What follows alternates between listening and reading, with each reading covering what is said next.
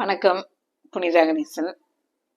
நான் பாருங்க காலையில எழுந்துச்சு தோட்டத்துக்கு போற பழக்கம் இருக்கா. இன்னைக்கு எங்க தென்னை மரத்துக்கு சுத்தி இந்த கொடியை நட்டு வச்சேன். இது என்னன்னா பிரண்டை.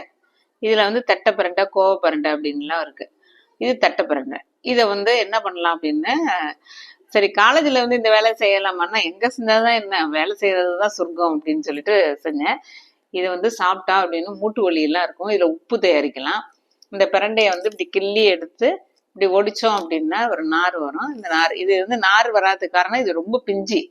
இதுல என்ன பண்ணணும் அப்படின்னா, காஞ்ச மிளகாய், புளி, பூண்டு, உப்பு வச்சு தேங்காய் சேர்க்குறவங்க தேங்காய் வச்சு வதக்கி அரைச்சி சோத்துல போட்டு பிசைஞ்சு சாப்பிட்டோம்னா அருமையா இருக்கும்.